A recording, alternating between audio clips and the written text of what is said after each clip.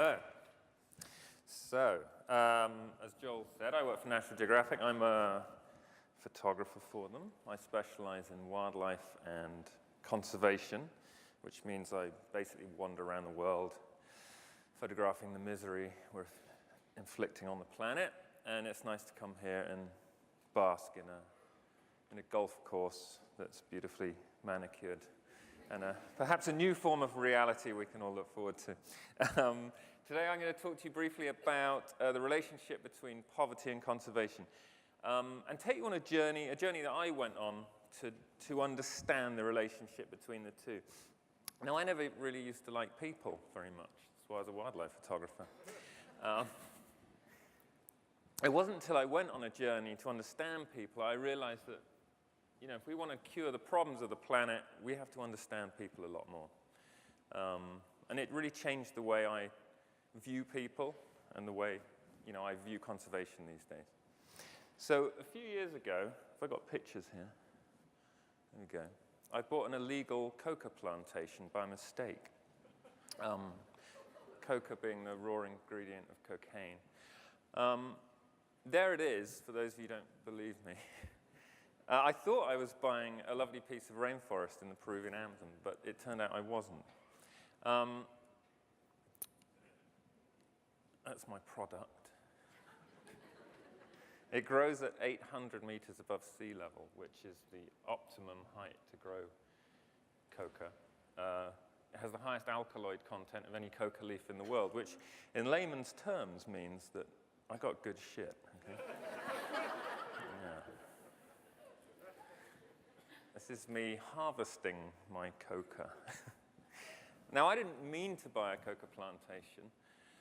I thought I was buying a piece of rainforest. I had a phone call one day from the head of Manu National Park in Peru. I was in England. He phoned me up and he said, I want you to buy a chunk of land. It's at the end of a logging road. It's a small piece of rainforest, and we need to secure it because it's through this piece of land that the loggers are getting into the national park and cutting the trees down. And if you could buy it for us, then we can control the illegal logging in the area. And I thought, wow, this is quite sad that the head of a national park in Peru has to ask a guy in England to buy this land. Now, I knew him because I'd spent 20 years photographing and filming in Manu.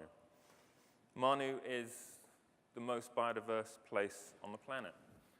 The statistics are amazing. It's home to 1,300 species of butterfly. It's home to maybe 250,000 species of insect. We don't know that because most of them haven't been discovered yet. There are more trees in a single hectare, more species of trees in a single hectare of Manu than there are in the whole of North America. But my favorite statistic about Manu is that it has 10% of the world's bird species. 1 in 10 of the world's bird species are in Manu National Park. It also has giant otters. I say otters because if I say otters, you'll just look at me blankly. These guys are badass. They eat piranhas. Manu is one of the most important places in the world for giant otters, just one of the species that rely on it. So there's a real incentive for us to protect it. So I flew out to Peru to see my amazing piece of land I'd been told I was buying. And I got there and I discovered, I'd bought an illegal coca plantation. I'd also bought an illegal logging camp with these guys living on it. This is Ilias standing up and his father Tito. They were, apparently, according to the local park guards, the worst illegal loggers in the area. In fact, one of the park guards said to me, you bought the most dangerous piece of land off the most dangerous family in the most dangerous area of southern Peru. No, that wasn't in the brochure. So I spent a few weeks on the land camping, and I could hear the chainsaws going at night, and I was terrified of illegal loggers. All I'd ever heard was bad things about them. So I didn't really want to go and find these guys. I knew they were there. I didn't want to go and find them. But eventually, I realized I had to. And I went through the forest one day, listening to chainsaws, and eventually, after about an hour of searching, burst out and found these two, and this is when I took this picture. And I said, Ilias, I talked to Ilias and Tito a lot, and eventually they said, I said, look, you've got to get off the land. I bought it to protect the national park. Now, the national park had lost complete interest in building a guard station by then, so I was kind of in a quandary. I thought, well, maybe I'll just leave them alone. But then I thought, no, I've done this to protect this national park. So I said, you've got to go. And Ilya said to me, you can't kick me off the land. I've got a severely disabled daughter. This is all I've got. If you kick me off, what have I got? And I didn't believe him. I thought he was lying to me and trying to take advantage of me. So I said, okay, I'll come around tomorrow. Come around to your house and I'll meet her. So the next day I went around to his house and I met Ines, his wife, and Heidi, his 6-year-old daughter. And Heidi was severely disabled. She had fallen in a rice threshing machine as a baby and had severe brain damage. So what was I going to do? I couldn't kick him off the land. There was no way. So I realized I found myself in this situation where I'm in this foreign country with a foreign piece of land with an illegal logger living on it, and I have absolutely no idea what to do. I didn't understand the problem. How can I fix the problem if I don't even understand the problem? So I decided to go on a journey across the Amazon to try and understand how other people see the Amazon, how they experience it. Not going in, I go in with this kind of Western, science-based, ecological-based opinion of what the Amazon is and what I think the Amazon should be. But what about the people who actually live in it and experience it? How do they see it? The first thing I did was I went and lived and worked on an illegal gold mine. This is a picture here of the gold mining on the river system south of Manu. It's apocalyptic. Basically, it's a gold rush for dust. Underneath the forest are old riverbeds, and they contain gold dust. And to get it, these guys have to completely destroy the forest. These are tailings ponds. These have all been mined, basically. They're full of diesel and arsenic and mercury, which is what makes them these colors. It takes 20 tons of toxic waste to create enough gold to make a wedding ring. It's an incredibly destructive problem. I wanted to go and live and work with people. I was never going to understand poverty like these guys, but I could understand the sort of back-breaking toil and physicality of poverty. So I wanted to go and work on a mine. This is Erasmus. Erasmus was the boss of a gold mine, and I said, can I spend 2 weeks working for you for free so I can understand about life on your mine? He said, yes. In that 2 weeks, I watched Erasmus's life completely collapse. His mine was making just under what it needed to make every day to sustain. It was getting 6.5 grams of gold. It needed 7 grams of gold a day just to break even. I watched this man collapse into bankruptcy as his mine failed to make any money. Towards the end of the time I spent with him, his wife Anna miscarried for the 3rd time. Miscarriage, they think, let's just go back a tiny bit. When you mine gold, you use a lot of mercury. And everyone involved in the mining industry has high levels of mercury. And they can attribute mercury to miscarriage. So we think Anna probably had her 3rd miscarriage due to the amount of mercury in her blood. It was a really devastating and horrible situation to watch unfold. This is Daniel. Daniel went to work on the mine because he wanted to raise enough money to go to university. That's all he wanted to do, get a better life for himself. When I took this photo, he was stirring sludge gathered from the bottom of the river or the pond, which is called Payda. He was stirring that with mercury with his bare feet. He was never going to go to college or university. He was just going to poison himself to death. And he was stuck in what I think is the most perfect example of poverty trap I've ever seen. He hadn't been paid for 3 months. He was working 7 days a week, 12 hours a day. If he left, because Erasmus hadn't paid him, he'd leave with nothing. If he carried on working, he may still never get paid, so he was stuck. These guys are the bad guys of the Amazon. When you go to the Amazon, everyone says, oh, the gold miners, these are the dangerous guys. When you go and hang out with them, you realize they're just people trying to make a living. But the illegal loggers have the worst reputation. This is my friends Beta and Modesto. I went and worked as an illegal logger with them. This is Beto cutting a tree down. Beto believes that the rainforest is the living embodiment of Christ. Okay, his view and understanding when he looks at the rainforest is so far beyond mine. He looks at it with, this is sort of ethereal beauty around him. There's God's creation. I look at it, through biological eyes.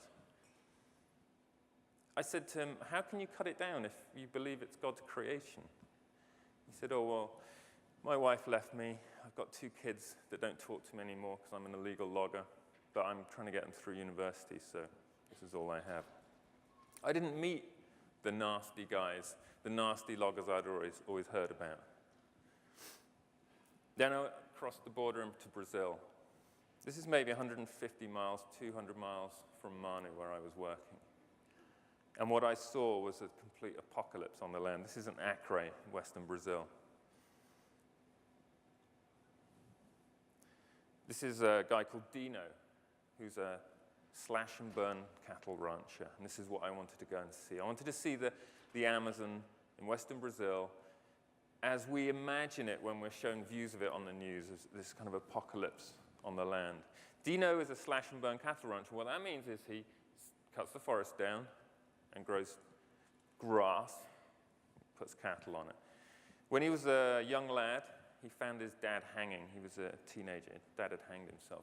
And what that did is that put his family immediately into extreme poverty. And when he was a young man, the Brazilian government was giving out plots of land in the Western Amazon. He got one of these plots. And he moved there, and he became a cattle rancher. He made a life for himself and a life for his family there. But doing the most destructive thing you can possibly imagine. This is what Dino does. He turns rainforest into a kind of cliche of horribleness.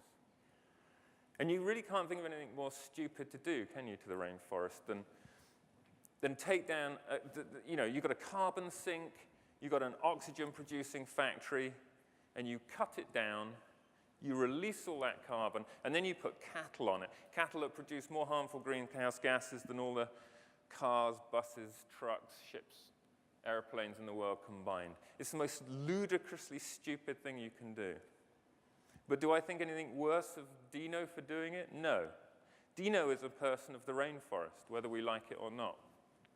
Our narrative of the rainforest is a romantic one based on ideas of what we think it should be like. We place value on people like these Awa, people that have always lived in harmony with the rainforest. But when we do that, we demonize the people that we don't really like, that don't suit our narrative. And that creates an us versus them situation, a good guys and bad guys situation. And really that achieves nothing. We should be looking for inclusive situations. So I went across the Amazon. I lived with people. I lived with shaman. I lived with tribes, gold miners, slash-and-burn cattle ranchers, illegal loggers. And I looked at the Amazon at the end of it all in a completely different way. I realized that conservation is a bourgeois concept. Okay, I care about the Amazon in the way I do because I have the time and the job security, the food security. I live in a stable country with a stable economy. I have the ability and the luxury of time to consider things beyond my basic survival. Okay, I don't have to worry about where my next meal's coming from. These people live in a place where they have resources and they use the resources available to them in order to survive. So my takeaway from it all was really this, is that we ignore the poor people of the world at our own peril. Okay? If you look at some of the most important protected areas of the planet, like the Amazon or the forests of Borneo or the Serengeti or the Masai Mara, the people that live in these places are some of the poorest people on the planet. Yet we expect them not to touch those resources that are available to them to survive. And when they do, we get mad and we shout and we scream at them about it. And that's rich people shouting at poor people for doing something we don't like. And I think that's disgusting. And people always say to me, okay, well, what can we do? Well, we can have conferences like this. And we can all struggle and, mess around trying to find the answers because often there aren't any. Often as humans, we'll find answers. But ultimately, I think we could do one thing, and that's that we could care a bit more about our fellow human being and include them in our ideas a little bit more. Because if we cared more about our fellow humans, we would actually probably go a long way to solving a lot of the world's worst environmental problems. And at the same time, we would make the world a better place and a nicer place to live in. Thank you.